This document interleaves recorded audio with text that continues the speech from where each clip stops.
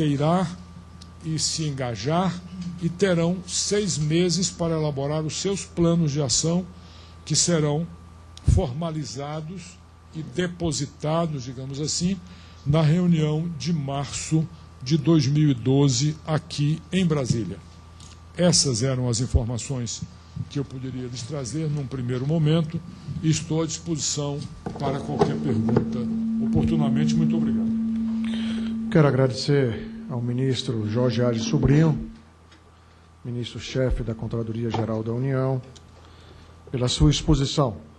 Quero passar a palavra ao senhor Luiz Alberto dos Santos. O senhor tem 20 minutos. Inicialmente, eu gostaria de agradecer aqui ao convite da comissão, a pessoa do deputado Sérgio Brito, seu presidente, e do deputado Hugo Leal, coautor do requerimento para a realização desse debate. Cumprimentar também aqui o ministro Jorge Arges, ministro-chefe do Controle e Transparência, o chefe da Controladoria Geral da União, senhoras e senhores deputados, demais participantes desse evento. Essa oportunidade de estar aqui, representando a ministra Gleice Hoffmann, representa um certo grau de dificuldade, na medida em que, participando da mesma discussão, o ministro Jorge Arges, sobra muito pouco que nós possamos acrescentar a um debate dessa natureza, e que diz respeito principalmente às competências que a CGU vem desempenhando com tanto brilho desde a sua criação pelo presidente Lula em 2003. No entanto, nós podemos, de alguma forma, contribuir para essa discussão, complementando em alguns aspectos e trazendo algumas questões paralelas que dizem respeito ao tema objeto da parceria para o governo aberto. Quando o ministro Jorge Arges nos provoca em relação à questão do conceito de accountability, né, realmente é um conceito tormentoso para os nossos cientistas políticos, que até hoje não conseguiram uma tradução adequada, mas, de alguma forma, nós compreendemos este conceito, mesmo sem essa tradução, com um sentido de prestação de contas, responsabilização do governo diante da sociedade.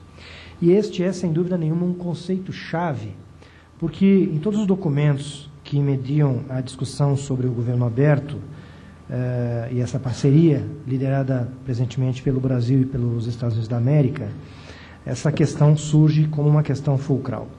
Por exemplo, um documento que descreve o que é esta parceria, né, traduzindo ligeiramente aqui, a parceria para o governo aberto é um esforço global para fazer os governos melhorarem. Os cidadãos querem um governo mais transparente, mais efetivo e mais accountable, mais responsivo, mais responsável, que preste contas, com instituições que empoderem as pessoas e sejam responsivas às suas aspirações. E reconhece, claro, o grande desafio e dificuldade que isso representa, particularmente em escala global, com países tão diferentes como aqueles que foram aqui citados, ainda que cumpram já alguns dos requisitos essenciais, mas que terão um trabalho muito grande pela frente para cumprir as etapas necessárias a atingir o mesmo nível de aperfeiçoamento que outros tantos países já atingiram ao longo da sua história. Como foi mencionado aqui na primeira apresentação de hoje, essa discussão sobre transparência e acesso à informação, na verdade, é uma discussão já de mais de 250 anos, quando os países nórdicos iniciaram a adoção de normas e regulamentos, leis com essa finalidade. De alguma forma, a parceria governo aberto é o corolário de um processo, de uma evolução progressiva, um próximo passo, como bem lembrou aqui o deputado Hugo Leal, mas que reflete, sobretudo, a importância que esse tema tem nos dias de hoje, na medida em que dialoga e se relaciona com o próprio processo de democratização. O mundo moderno é, certamente, muito mais democrático em todos os sentidos do que foi há 200 anos ou 100 anos atrás, ou mesmo há 50 anos atrás, e podemos buscar na própria década de 80 ainda países sob regimes ditatoriais no nosso continente, né? O próprio Brasil iniciou seu processo de transição democrática apenas no final dos anos 70, com a abertura, mas democracia mesmo, se podemos dizer assim, tivemos e temos a partir apenas da própria Constituição de 88, que introduziu importantes conceitos e princípios que protegem exatamente esse valor no âmbito da nossa sociedade. Mas a discussão sobre participação, sobre controle, accountability, prestação de contas, são ainda discussões recentes no nosso contexto, né? E reflete também um processo de organização da nossa sociedade, da nossa cidadania, que se habilita a exigir do governo cada vez mais abertura e canais de participação e acesso. No âmbito da nossa legislação, nós tivemos, como bem foi lembrado aqui, tanto pelo deputado Léo quanto na fala do ministro Jorge Argem, um importante avanço do ponto de vista da legislação, particularmente no plano federal, com a aprovação da Lei de Responsabilidade Fiscal. Até ouvi aqui, ministro Argem, que no relatório lá da OCDE aconteceu uma coisa assim, que é a maldição do primeiro parágrafo, né? Um dos primeiros parágrafos do texto lá, onde eles falam sobre isso, eles colocam o número errado da Lei de Responsabilidade Fiscal. Colocaram a Lei Complementar 100, quando é 101. Isso acontece sempre, né? Mas o fato é que esta lei foi um marco histórico no nosso país, mas não foi também o primeiro, porque antes disso já havia leis esparsas. Uma delas, me lembro, de autoria do deputado Rauli, né? Assim que a internet começou a dar os seus primeiros passos no Brasil, ela já despertou essa vontade de que se utilizasse esse recurso tecnológico tão importante para intensificar a possibilidade de o governo dialogar com a sociedade, prestar contas e conceder o direito de acesso à informação de uma forma muito mais ágil e muito mais dinâmica do que aquela forma burocrática, cartorial, do requerimento do papel, enfim, e do próprio diário oficial. Hoje, com toda essa tecnologia à nossa disposição, nós não podemos mais negar à sociedade o direito de ter acesso a toda a informação disponível do governo que não seja protegida pelo sigilo necessário à proteção do interesse da sociedade e do Estado. E, nesse sentido, eu reporto aqui um avanço recentíssimo que foi introduzido agora pela Lei de Responsabilidade Fiscal, aliás, pela Lei de Diretrizes Orçamentárias para 2012, cujo artigo 99 introduziu um novo parágrafo, o parágrafo 1º, que dá ao cidadão, não apenas mais à entidade sem fins lucrativos, mas ao próprio cidadão, credenciados segundo requisitos estabelecidos pelos órgãos gestores dos diferentes sistemas, e aí são 15 diferentes sistemas que são mencionados, e aí inclusive o SICONV, a que se referiu aqui o deputado Hugo Leal, né? Os cidadãos terão acesso a esses sistemas, desde que credenciados segundo requisitos estabelecidos pelos respectivos órgãos gestores, e poderão ser habilitados para consulta aos sistemas e cadastros referidos, então, neste artigo 99. Parece pouco, mas é um grande desafio, inclusive do ponto de vista operacional e tecnológico, para diferentes órgãos que vão do Ministério do Planejamento ao DENIT, passando pelo Ministério do Meio Ambiente, pela Receita Federal, pelo Ministério do Planejamento, pelo Ministério da Previdência Social, enfim, uma série de órgãos que detêm hoje e gerenciam sistemas da maior importância e que cada vez mais se tornam sistemas públicos. Isso sem falar nos recentes avanços, e agora, ministro Argem, nós já estamos completando o 2º ano de vigência da Lei Capiberibe, que estabeleceu um escalonamento, inclusive, para que todos os entes da federação cumpram os seus comandos. Então, se no ano passado nós já tivemos o primeiro período de vigência que atingia os municípios maiores, os estados maiores, nós temos hoje já uma grande quantidade de municípios e todos os estados submetidos aos comandos da Lei Capiberibe, que são extremamente relevantes para a materialização desse direito. Mas, além dessa questão específica da transparência através da divulgação de dados e informações, nós temos uma série de outros aperfeiçoamentos no nosso sistema de integridade que devem ser intensificados, que devem ser destacados e aprovados com urgência. Eu me refiro aqui, principalmente, à Lei de Conflito de Interesses, que tramita já desde 2007 na Câmara dos Deputados, aprovada já pelas comissões e aguardando votação pelo plenário, em função de um recurso apresentado pelo Partido Democratas, e que, uma vez aprovada, contribuirá também enormemente para evitar problemas envolvendo a prática de ações que possam resultar exatamente no conflito de interesses entre a esfera pública e a esfera privada.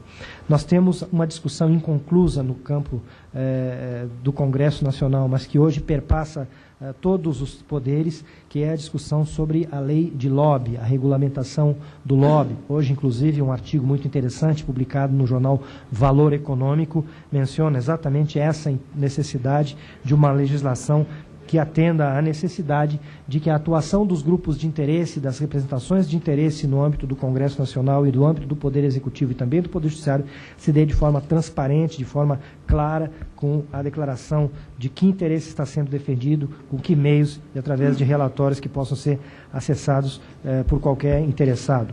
Temos também, e finalmente, o grande debate nacional hoje sobre a Lei de Acesso à Informação, a que o ministro Jorge Arges já se referiu, e que reflete uma grande dificuldade que nós temos ainda no nosso país de superar a cultura do segredo.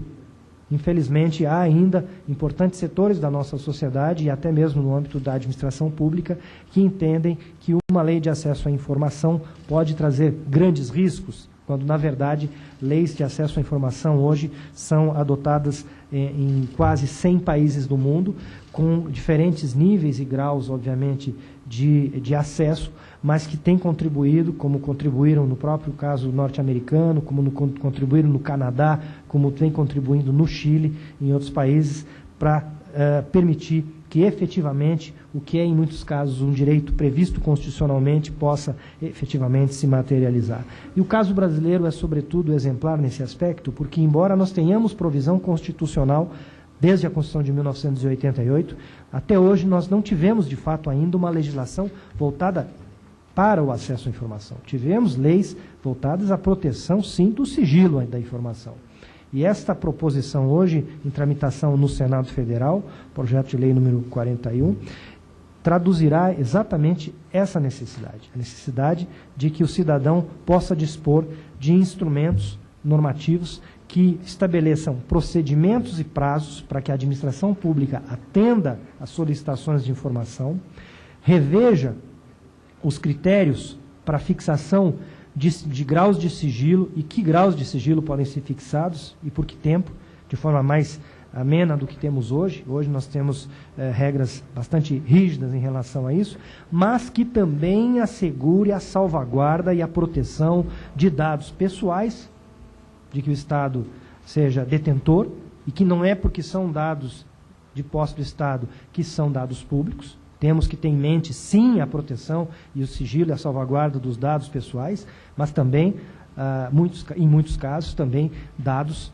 que são de valor econômico, de interesse das empresas e que são propriedade dessas empresas, inclusive, que devem fornecer ao Estado, mas que nem por isso devem ser simplesmente disponibilizados por meio de acesso à informação. Então, temos que ter também esses cuidados para que tenhamos uma legislação adequada e consistente com os próprios princípios que a Constituição assegura. Esse debate ainda não está concluído. Sabemos que há no Senado Federal hoje um projeto, um substitutivo, apresentado na Comissão de Relações Exteriores, mas acreditamos que no plenário o Senado Federal saberá escolher a melhor alternativa e esperamos que essa alternativa seja consentânea com aquilo que foi votado e aprovado pela Câmara dos Deputados, Finalmente, eu gostaria de me referir muito rapidamente a um tema que realmente mostra o quanto o Brasil tem evoluído e avançado em relação aos valores essenciais defendidos pela parceria Governo Aberto, e esse é o tema da participação social.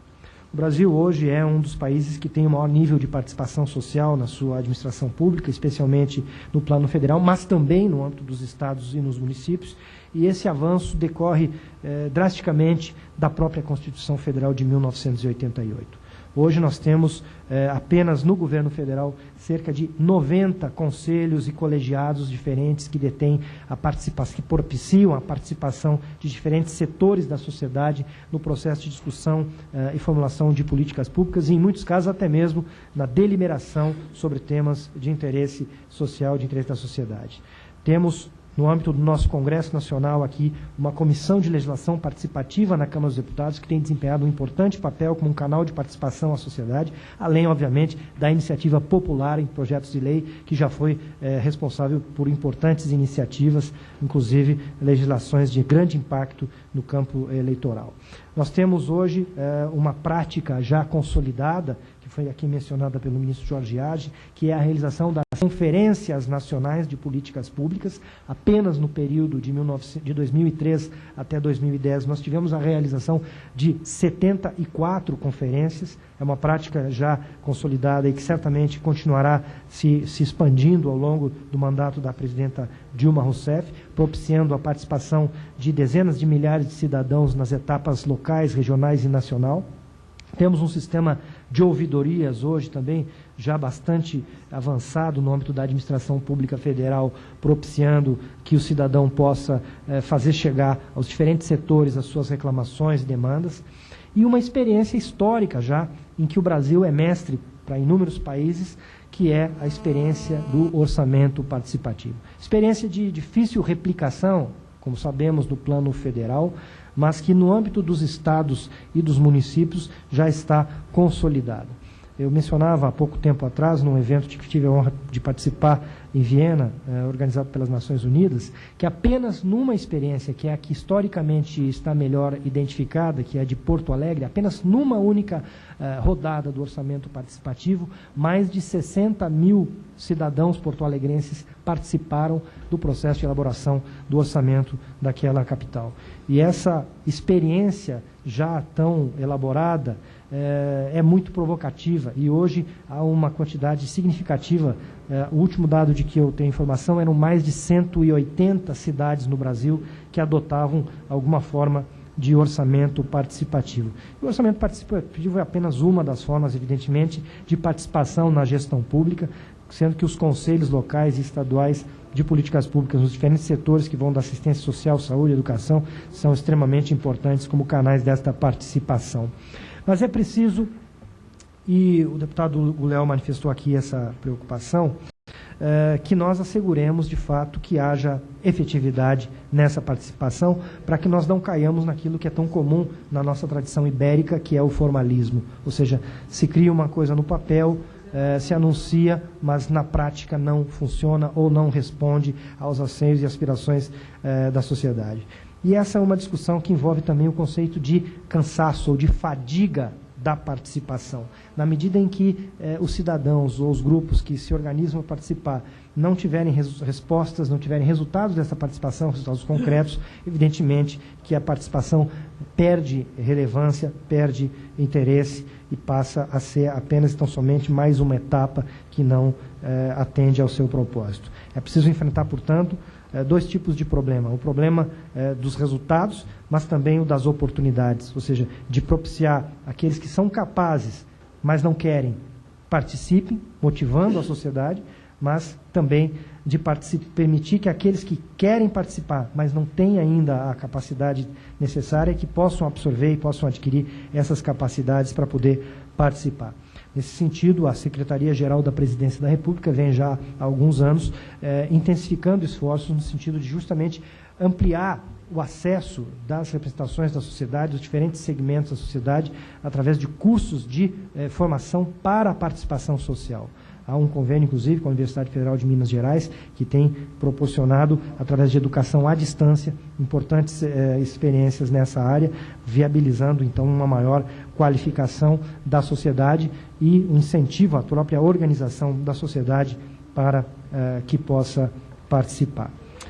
Finalmente, do ponto de vista institucional, gostaria de destacar, além da necessidade da Lei de Acesso à Informação e da legislação sobre a regulamentação do lobby, a importância de que nós tivéssemos no nosso país uma legislação que, de fato, consolidasse as normativas ou que estabelecesse normativas voltadas à viabilização e concretização da própria participação social, envolvendo instrumentos tais como consultas públicas, processos de participação em elaboração normativa, a própria obrigação de feedback, de retorno e de prestação de contas dos governos em relação a essa participação.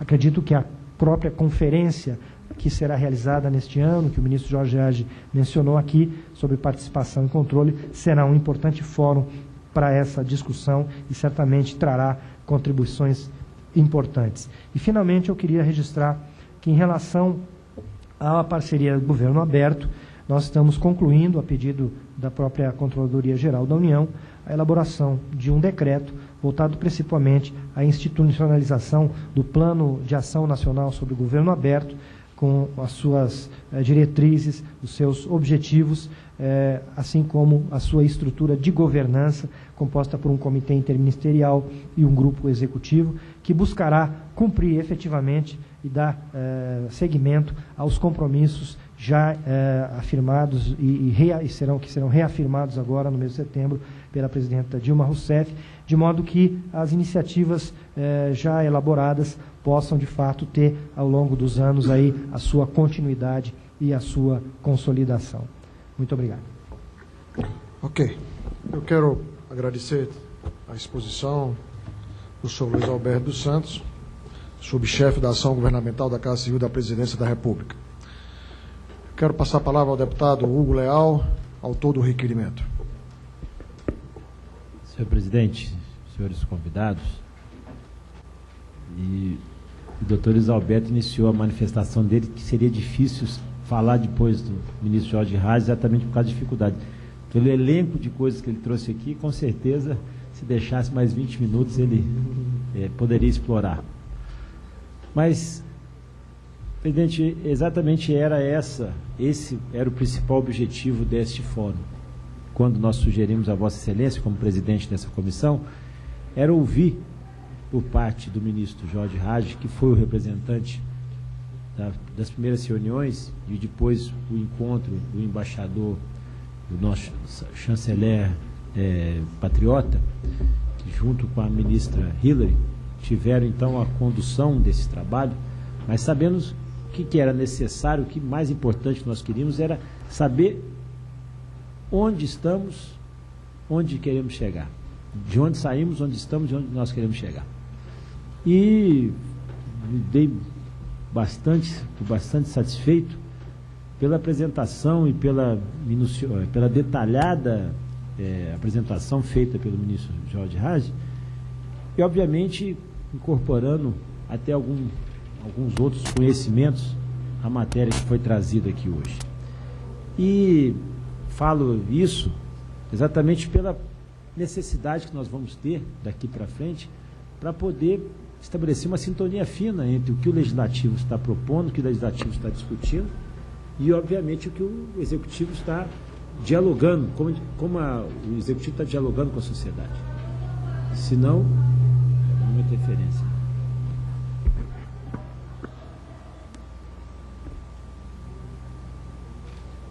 Pronto. É alguma interferência. Talvez diminuindo um pouco o volume aqui.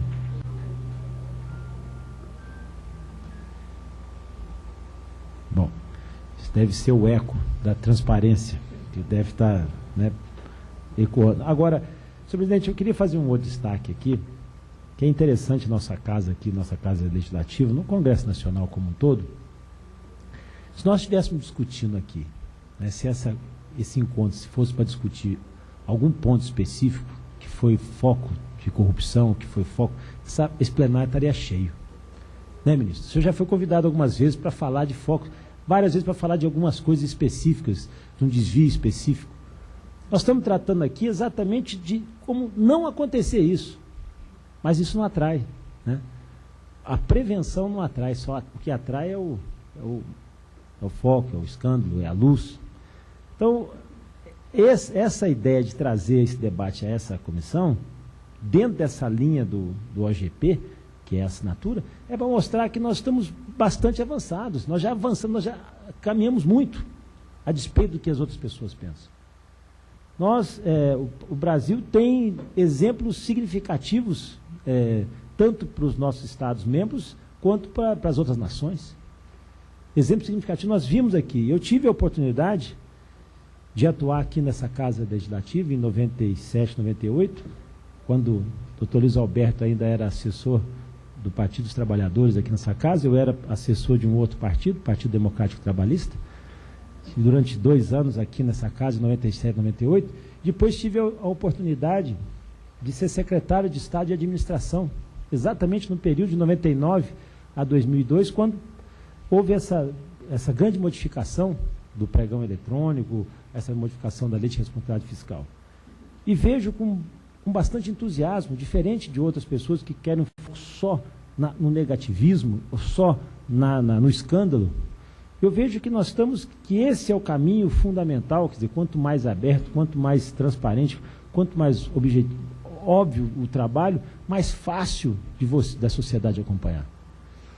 Então, ministro, eu queria fazer algumas perguntas aqui para Vossa Excelência aqui, mas no sentido de nós aqui, como executivo, como legislativo, ajudar.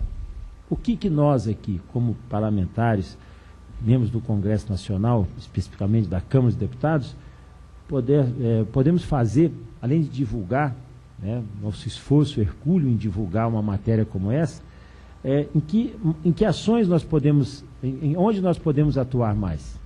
Ou seja, o doutor Luiz Alberto citou um exemplo aqui que eu achei que é realmente uma característica que foi pouco divulgado, que foi a votação do orçamento, o artigo 99, né? 99, parágrafo 1º, que foi um avanço e às vezes não é nem citado, nem mencionado, é o esforço do Legislativo, né? O Legislativo se impõe nessa condição. E Vossa Excelência, ministro, nos trouxe aqui, né, algumas informações, obviamente com relação ao PLC 41/2010, sabemos onde está a dificuldade, ou seja, na tramitação dele, desde que ele chegou no Senado, a tramitação dele foi bastante célere, né, pelas informações que eu tenho aqui, no final do ano para o início do ano, ele passou pela Comissão de Ciência e Tecnologia, aprovado, passou pela Comissão, o parecer foi em abril, passou pela Comissão de Direitos Humanos e Legislação Participativa, foi aprovado também em abril, e parou na Comissão de Relações Exteriores e Defesa Nacional com parecer um substitutivo. Mas, pelo visto, a matéria já pode ser incluída em pauta e vamos ao voto, né? Vamos ao voto. Eu acho que é o que todos nós desejamos aqui, que esse projeto de lei, o 41, que nasceu de uma linha de executivo, mas já existia uma outra proposta aqui, que era do deputado Reginaldo Lopes. Então, que há esse interesse. Eu acho que o governo tem condições aí de uma discussão, até num enfrentamento, num debate das ideias, poder superar essa fase aqui e colocar em votação. E cabe ali, obviamente, ao Senado essa discussão. Agora, Vossa Excelência trouxe aqui as duas coisas que me preocuparam e me alertaram aqui. Primeiro, todo esse esforço que está sendo feito, Vossa Excelência tocou num ponto que eu também já tive a oportunidade de manifestar. Todo esforço que está sendo feito é um esforço que agrega tecnologia, que agrega fundamentalmente o acesso a essas informações. Nós temos um órgão concebido há muitos anos atrás, com muitos méritos, mas também com muitas dificuldades, que atende a todos os organismos federais, que é o CEPRO. Tem verdadeiros funcionários lá que se dedicam, que têm uma expectativa, mas nós temos um gargalo. Até onde essa sobrecarga no CEP poderia colocar em risco essa questão da proposta da governança aberta? Até onde? Até para a gente poder também fazer sugestões, qual é a necessidade, até orçamentária, para poder suplementar essa questão do CEP. E Vossa Excelência também trouxe aqui uma preocupação sobre um projeto de lei que está em tramitação aqui na casa, que é a Lei de Responsabilidade de Pessoas Jurídicas. Foi debatido, foi até sugerida a colocação, antes da criação da comissão especial, foi sugerida a apresentação dela no plenário. Mas hoje ela está numa comissão especial. Então, esse acompanhamento e essa sugestão junto à liderança do governo, junto aos outros líderes também, seria importante. Eu particularmente não sei, desconheço hoje aqui, qual é se alguém pudesse me informar, qual é a fase que se encontra essa comissão especial do projeto de lei da responsabilidade das pessoas jurídicas. Porque se fala muito da responsabilização, a responsabilidade fiscal fala muito do poder público, é claro, nós temos que verificar, e nunca, às vezes, esquecemos de ver o outro lado. Então, ministro, eu acho que é importante, nós estamos aqui hoje na Câmara dos Deputados, nós estamos aqui num debate, num fórum, exatamente visando isso. Onde é que nós podemos vamos buscar esses elementos, onde é que nós podemos ajudar, né, dentro daqueles itens do Plano de Ação Brasileiro, para aumentar a responsabilidade corporativa, o que nós podemos fazer aqui, no esforço que depende dessa comissão, que depende desse parlamentar, ou de outros que também possam perfilar nesse sentido, no sentido da aprovação, ou seja, dessa lei de responsabilidade da pessoa jurídica, onde nós podemos ajudar. Até porque, quando Vossa Excelência traz que isso é uma dívida que o Brasil tem na OCDE, sobre a questão do patrimonial das empresas, nós temos também o mesmo ponto de vista. E, às vezes, nós temos que até, como estamos falando de governo aberto, estamos falando de transparência, nós temos que colocar às claras quem efetivamente está indo contra. E até pode ter até mérito de manifestar contra, pode até justificar por que está manifestando contra, mas nós não pode retirar o direito do debate. Então, eu entendo que isso seria importante. E apenas como citação, quando Vossa Excelência fala com empolgação, eu também perfilo nessa linha, sobre o portal de transparência em números, eu vou citar aqui um exemplo, viu, ministro? Recente, talvez menos de um ano, eu estava num município pequeno do interior do Rio de Janeiro, município de 10 mil habitantes, e uma das pessoas lá, uma pessoa até humilde, mas muito perspicaz, ele apresentou para mim um documento de quantos recursos estavam indo para o município.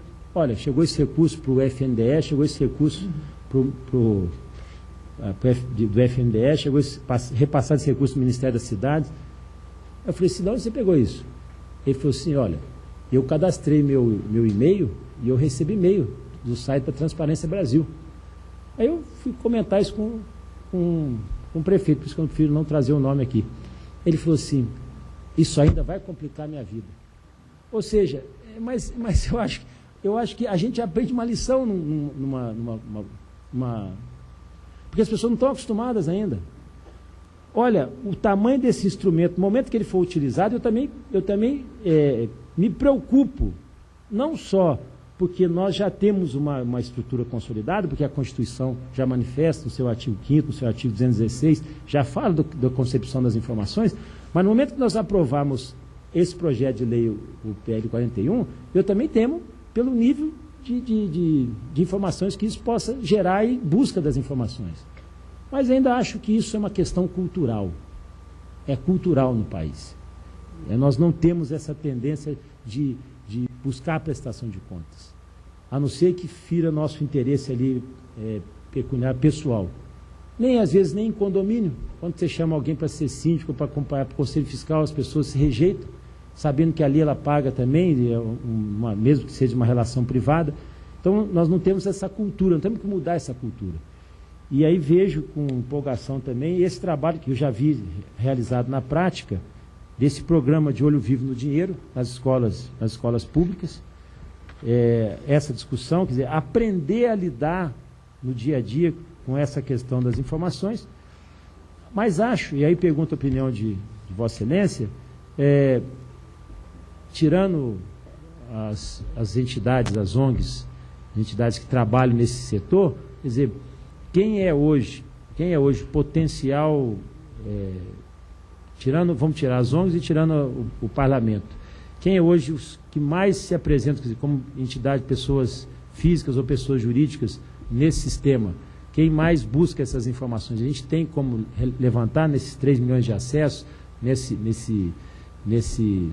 informações, ou seja, o portal da transparência já conseguiu fazer esse levantamento, até para a gente buscar novos parceiros, né, novos apoios dentro da própria sociedade, para não ficar uma coisa como disse aqui o nosso querido Luiz Alberto, ele falou que para não trazer fadiga para o material, né?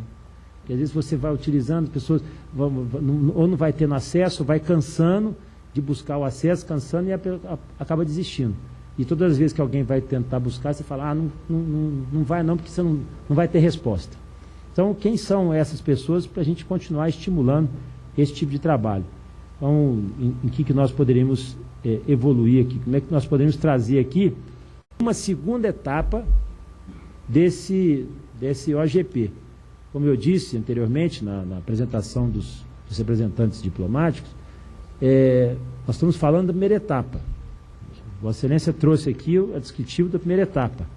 Quando é que nós estaríamos prontos para fazer uma segunda etapa aqui na Câmara para buscar esses elementos que são importantes e fundamentais? E o doutor Luiz Alberto, ele citou também duas propostas legislativas. Uma delas do conflito de interesse. Eu confesso a Vossa Excelência que estou aqui há 5 anos e até então não tinha ouvido desse projeto de lei. Eu vou buscar esse que eu achei e ter alguém que esteja, obviamente, impedindo a tramitação ou pedindo que não fosse dessa forma, porque obviamente tem conflito de interesse, às vezes do próprio parlamentar. Eu estou dizendo isso, despido aqui de qualquer tipo de demagogia, mas são propostas que a própria Comissão de Fiscalização Financeira e Controle não tem autorizado, não tenho procuração para falar aqui em nome do presidente, mas eu posso dizer que nós precisamos desenvolver uma agenda positiva e aproveitando a minha condição também de vice-líder do governo, de ter sido líder do meu partido durante 4 anos, de levar esse debate para dentro, né, da esfera de decisão aqui da casa. E são propostas como essa que, no momento em que busca tanto, né, às vezes os partidos buscam tanto essa necessidade do esclarecimento das ações, necessidade de esclarecimento das ocorrências do governo, nós temos que ter também a nossa pauta interna, e dessa pauta a oferecer para o país. Eu acho que eu pelo menos aqui vi 3 ou 4 que são importantíssimos nessa linha.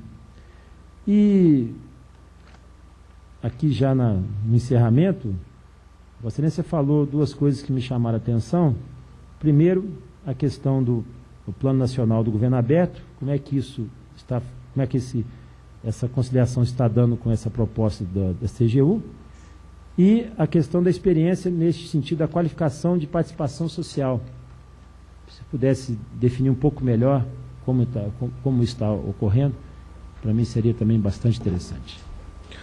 Agradeço, deputado Hugo Leal. Passo a palavra ao ministro Jorge Arges Sobrinho. Senhor deputado, eu vou tentar resumir aqui a série de questões que Vossa Excelência colocou, todas elas da maior importância. Vou tentar resumir sem voltar muito ao que eu já disse antes. Primeiro, o que o Poder Legislativo pode fazer de forma mais direta para ajudar nesse esforço? Eu diria que a aprovação dos projetos pendentes, sem dúvida nenhuma. É claro, o projeto de acesso à informação já passou pela Câmara, o problema está agora no Senado, mas é evidente que através das ligações e conexões partidárias de cada parlamentar da Câmara com os seus correspondentes e correligionários no Senado, podem, sem dúvida nenhuma, ajudar a destravar o andamento do PL de acesso no Senado Federal. Segundo, aprovação do projeto de responsabilidade patrimonial da pessoa jurídica, tanto em transações nacionais como internacionais, é outra prioridade, eu diria, do nosso ponto de vista. A comissão está dependendo, salvo engano, da indicação dos nomes dos seus componentes. Não sei se está nas mãos dos líderes dos partidos ou da mesa. Vossa Excelência saberão muito melhor que eu qual tipo de movimento imediatamente necessário e oportuno agora. Terceiro, eu diria que o projeto de regulamentação do lobby, que já tramita nesta casa, um projeto nós, na CGU, discutimos a oportunidade de elaborar um novo projeto de lei, mas preferimos, até pela maior rapidez que se espera possa ter a tramitação desse projeto que já existe, de eventualmente apresentarmos emendas a esse projeto como forma de agir mais rapidamente. Esse é um projeto de iniciativa de um parlamentar da Casa, já tramita aqui. Talvez o Luiz Alberto possa me lembrar o nome do... Zaratini, Carlos Zaratini. E, por último, o de conflito de interesse. Como já dito aqui pelo doutor Luiz Alberto, esse projeto estava pronto para ir para a sanção presidencial, se aprovado em caráter terminativo nas comissões. Ainda faltava o Senado. Sim, teria que ir ao Senado ainda. Mas já estaria com a sua tramitação concluída na Câmara, não fora um recurso, na época, do Partido Democratas para obrigá-lo a ir a plenário. Daí, então, entrou na fila de plenário e isso está aqui desde 2006, o projeto. Bom, segunda questão, SERPRO. Fundamental que se remova esse outro obstáculo aos avanços em matéria de apoio tecnológico para as medidas de transparência. Sem dúvida nenhuma que uma contribuição que esta Casa pode dar, quem sabe, seja provocar o debate, convidando aqui o Ministério do Planejamento, o Ministério da Fazenda, talvez Ciência e Tecnologia, para discutir essa questão de como resolver o problema do entrave do andamento de todas as tarefas de desenvolvimento de sistemas, de programas, etc., que nós todos dependemos do SERPRO. E a esplanada fica na estrita dependência das dificuldades do SERPRO. Sem dúvida que, provocando esse tema, provocando esse debate, colocando isso na agenda pública, seria uma ajuda. Por último, o comentário que Vossa Excelência fez sobre os usuários do portal, eu diria que nós não temos o dado direto sobre quem seria, quais seriam os responsáveis pelo maior volume de nossos usuários. Apenas pela quantidade, nós deduzimos que não são ONGs especializadas nem jornalistas especializados em investigação. Mas não temos o perfil do nosso usuário. Uma coisa, entretanto, nós podemos afirmar: o usuário que, além de consultar, denuncia, utilizando o campo próprio para a denúncia, é o cidadão pessoa física. É o cidadão pessoa física. Eu estou recebendo aqui uma informação, uma enquete do portal, indicando cidadão comum interessado, 39,37% dos usuários. É isso? Servidor público estadual e municipal, 16%. Servidor público federal, 15%. Vossa Excelência me permite? Sim. É exatamente isso. Quer dizer, um instrumento Sim. dessa natureza, com a abrangência que tem o portal da transparência, ou seja, 3 milhões de acessos, que eu acredito que isso vai aumentar muito mais. Mas não estou dizendo que o cidadão tem que ir lá se cadastrar, porque senão você vai uma burocracia. Mas não estou dizendo um registro da presença dele, até para o próprio governo conhecer de que tipo de acesso está tratando. Não é identificação dele, precisa dar CPF e nome, não, mas que tipo de acesso que ele está tendo. Porque muitos deixam um e-mail até para poder receber, como foi o caso quando você faz o acompanhamento de um município, de algum recurso, de alguma obra, de alguma coisa assim. Isso já havia acontecendo. Sim. O que eu estou dizendo é que o governo tem um instrumento fantástico Sim. na mão, que é o portal da transparência, com Sim. esses milhares de acessos, milhões de acessos, e essa sugestão, exatamente essa pergunta, pode ser feita por enquete ou pode ser feita por... Só para esclarecer rapidamente, são 3 coisas. Uma coisa, para acessar a informação, o cidadão não precisa cadastramento, sem identificação, nada, absolutamente nada. Está aberto para qualquer cidadão do mundo. Na internet, ele hoje lá na China, ele vai poder acessar o portal e acabou. Bom, essa é uma coisa. Outra coisa é o sistema push. O sistema push, o cidadão que quer, ele se cadastra para receber no seu e-mail pessoal a informação cada vez que houver transferência de dinheiro para a sua cidade. Isso é o sistema push, que esse cidadão lhe falou, que ele recebe o aviso cada vez que vai uma verba para a educação, para o SUS, etc. Isso é outra coisa. E uma terceira coisa é o formulário para denúncia. O formulário para denúncia, ele pode se identificar ou não. Nós aceitamos também denúncia anônima. Não há nenhum problema. Não temos problema nem mesmo com o judiciário, porque a denúncia anônima, para nós, é apenas um alerta para nós instaurarmos uma investigação ex officio. E aí a denúncia não aparece, portanto, não invalida o processo em eventual questionamento na justiça, como ocorreu já algumas vezes com outros órgãos. Nós não juntamos a denúncia anônima no processo, para que não se venha como informação, para a partir dali nós apurarmos o que cabe. Eram esses os meus esclarecimentos. Agradeço ao ministro Jorge Agem. Passo a palavra ao doutor Luiz Alberto dos Santos. Desculpa. Na verdade, de forma muito rápida, queria apenas acrescentar que, com efeito, o projeto de lei 7.528 de 2006, que dispõe sobre conflito de interesse na administração pública, que foi uma iniciativa discutida em profundidade na época pelo governo e que foi encaminhada a essa casa, ele foi aprovado na última comissão em fevereiro de 2008 e desde então, por meio de um recurso ao plenário, ele se acha pendente de apreciação.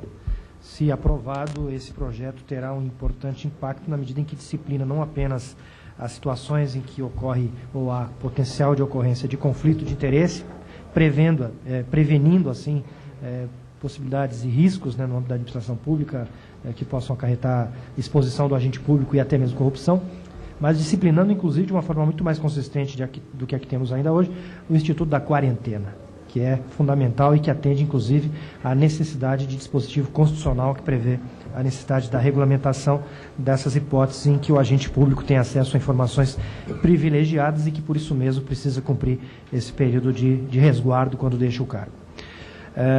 Em relação à questão da formação para a participação, nós temos hoje, no âmbito do governo, um programa de formação de conselheiros nacionais, que é uma iniciativa da Secretaria-Geral da Presidência da República e que implementa esse programa em parceria com a Universidade Federal de Minas Gerais e com a participação também da Escola Nacional de Administração Pública.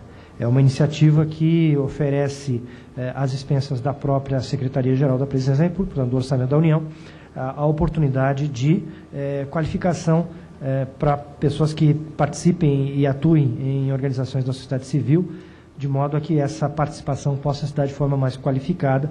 E, na última ocasião em que esse curso foi veiculado, foram oferecidos, através da modalidade de educação à distância, para cerca de 150 participantes, um curso de pós-graduação, ministrado pela UFMG, nessa modalidade, Democracia Participativa, República e Movimentos Sociais, para candidatos selecionados através de um processo seletivo prévio, tendo, então, esse curso 405 horas aula. Tem se mostrado uma experiência importante, inovadora, e que busca superar uma lacuna exatamente em função da necessidade de que conteúdos relacionados à organização administrativa, funcionamento do governo, organização do Estado, a organização dos movimentos sociais, que tudo isso possa dialogar com as questões relacionadas à própria questão de políticas públicas e como se atua no processo de políticas públicas, para que a participação desses atores se dê de forma mais qualificada e mais consistente, num ambiente que é, como todos sabemos, muito complexo, né, e dinâmico. Então, essa iniciativa, que é uma iniciativa inovadora, tem merecido, enfim, aí a atenção, inclusive, de outras instituições, inclusive internacionais, que têm buscado nessa experiência também subsídios para o seu próprio acúmulo. Muito obrigado. Deputado Hugo.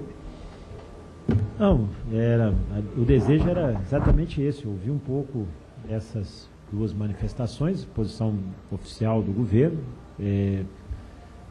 colocar mais uma vez aqui essa comissão, colocar essa Câmara dos Deputados, colocar o próprio mandato à disposição E dizer também, doutor Alberto, não sei, talvez falte, é uma via de mão dupla, talvez falte de nós aqui buscar um pouco mais as informações e de lá também divulgar um pouco, disseminar um pouco mais as informações. Como eu disse, presidente, no próximo fórum, não vamos chamar fórum de debate de governo aberto, open government ou gestão pública, vamos chamar fórum da faxina, aí vai estar cheio aqui, vai encher de gente, faxina da Dilma, porque é só isso que chama atenção, vai fazer a faxina, aí fala faxina, pronto, aí a palavra é mágica.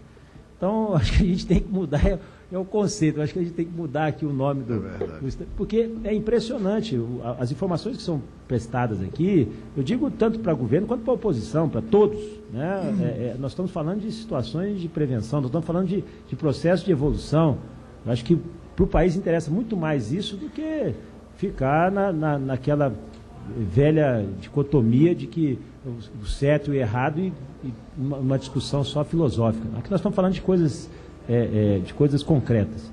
Então eu me dou por satisfeito nessas duas apresentações. Peço, né, logo em seguida que ocorra essa segunda fase, quer dizer, que quando a presidenta estiver junto na assinatura do documento em setembro, aí, presidente, já como sugestão, nós possamos fazer aqui em novembro ou em dezembro, início de dezembro, um novo fórum para debater aí sim, porque aqui o ministro Jorge Hage nos trouxe aqui os passos da participação do Brasil e o plano de ação.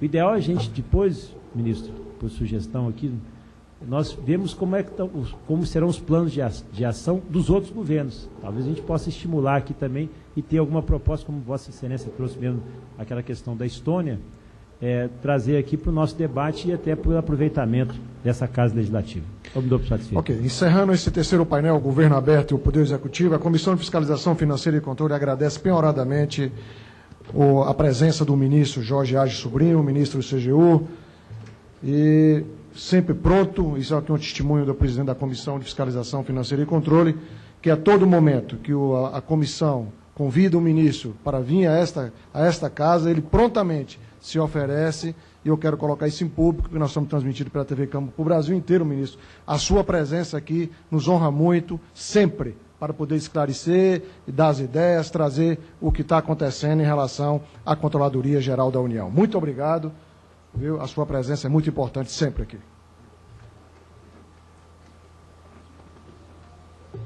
Quero agradecer também a presença do Dr. Luiz Alberto dos Santos, subchefe de ação governamental da Casa Civil da Presidência da República. Dizer a ele que foi muito importante os seus esclarecimentos. Muito obrigado, Dr. Luiz. Sempre às ordens aqui na Comissão de Fiscalização Financeira e Controle.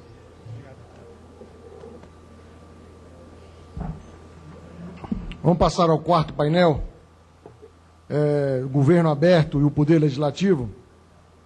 O senhor deputado Hugo Leal, eu quero indagá-lo se o senhor quer vir à mesa. Prefeito, está ok. Já debate como a maior parte da nossa demanda já veio, e não viu o TCU fazer as indagações. Ok. Então, convido para tomar assento aqui à mesa o senhor Marcelo Luiz Souza da Eira, secretário-geral de Controle Externo, substituto do Tribunal de Contas da União, e convido também para tomar assento o doutor Ricardo Pedreira, diretor executivo da Associação Nacional dos Jornais. E aí nós faríamos um compilado, até porque senão daqui a pouco nós vamos ser chamados para... Já estamos na ordem do dia. Então nós podemos...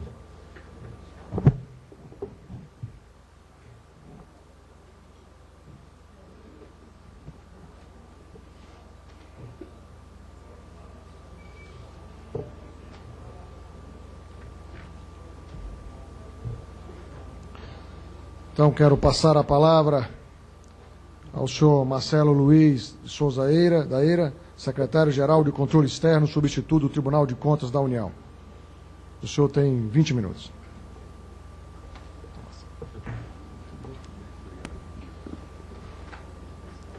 Então, muito obrigado, senhor presidente. Na verdade...